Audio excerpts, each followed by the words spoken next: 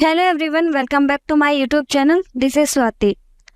तो last video में हमने क्लास 9 की पॉलिटिकल साइंस के चैप्टर 1 को देखा था, लोकतंत्र क्या और लोकतंत्र क्यों।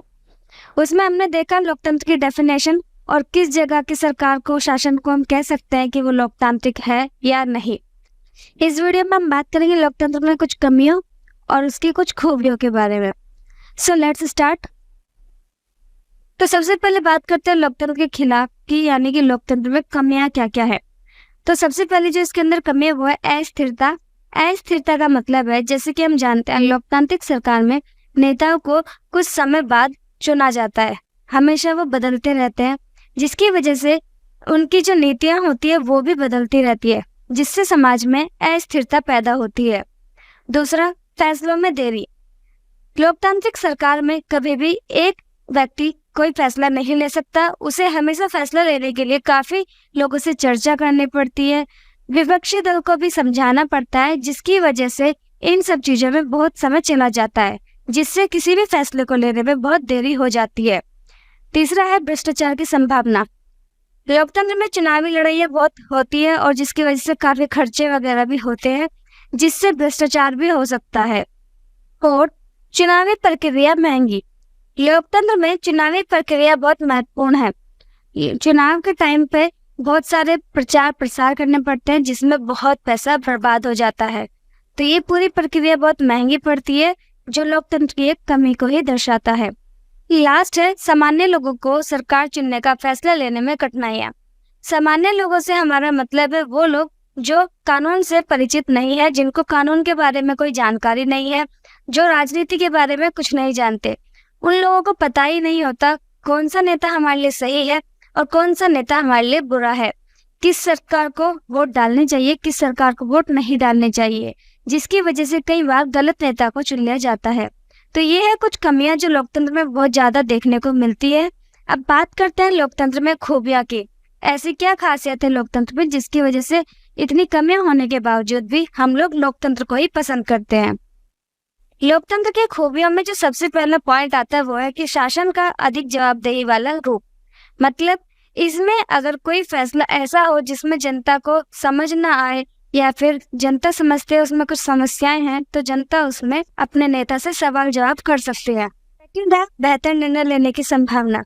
तो जैसा कि हमने अभी देखा कि जो लोकतंत्र है उसमें कोई एक व्यक्ति अकेले फैसले नहीं ले सकता। जब अधिक लोग मिलकर फैसला लेते हैं तो वो फैसला कभी गलत नहीं होगा, इसकी ज्यादा संभावना होती है।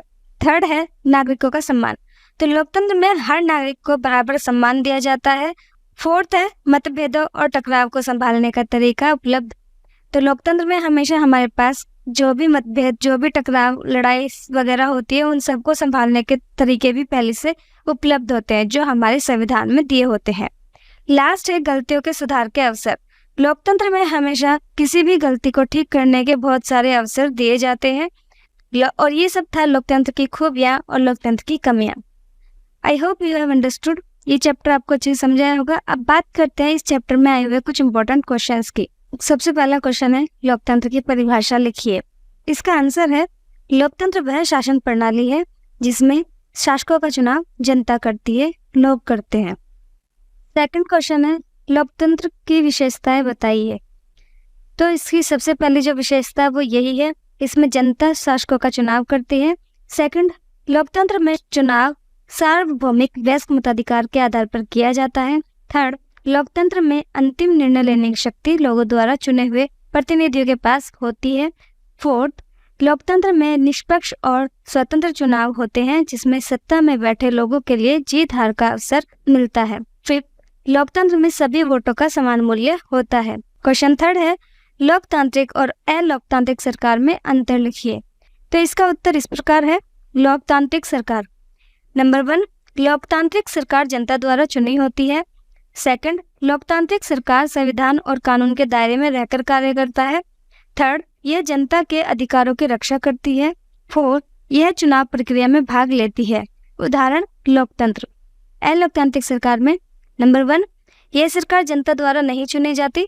सेकंड है, यह सरकार संविधान के अनुरूप कार्य नहीं करती। थर्ड, जनता के अधिकारों का दमन करती है। 4. यह चुनाव प्रक्रिया में भाग नहीं लेती। इसके उदाहरण है राजतंत्र, तानाशाही और सैनिक शासन। क्वेश्चन 4 है लोकतंत्र में प्रत्येक नागरिक को कौन कौन से अधिकार प्राप्त है? तो इसका आंसर है लोकतंत्र में प्रत्येक नागरिक को कई अधिकार प्राप्त है। नंबर 1, प्रत्येक नागरिक अपनी सरकार खुद चुन सकता है। सेकंड, वह किसी भी संस्था का सदस्य बन सकता है, गठन कर सकता है या उसे छोड़ सकता है। थर्ड, वह सरकार की आलोचना कर सकता है या विरोधी दल में भी शामिल हो सकता है। 4, वह चुनाव के दौरान किसी भी पार्टी को अपना वोट दे सकता है, चाहे वह सत्ता पक्ष हो या विपक्षी दल हो। 5, वह किसी भी दल में शामिल हो, चुनाव लड़ सकता है या निर्दलीय चुनाव भी लड़ सकता है। क्वेश्चन लास्ट है, एक लोकतांत्रिक सरकार के सामने कौन कौन सी चुनौतियां हैं? तो इसका आंसर है नंबर 1, बेरोजगारी की समस्या। नंबर 2, महंगाई की समस्या। नंबर 3, अशिक्षा की समस्या। नंबर 4, जात पात की समस्या। That's it for today's video. अगर आपको ये वीडियो अच्छा लगा और इससे कोई भी जानकारी मिली है तो वीडियो को लाइक करें, चैनल को सब्सक्राइब करें। यदि आपका कोई सवाल या सुझाव है तो उसको कमेंट बॉक्स में जरूर लिखें। Thanks for watching.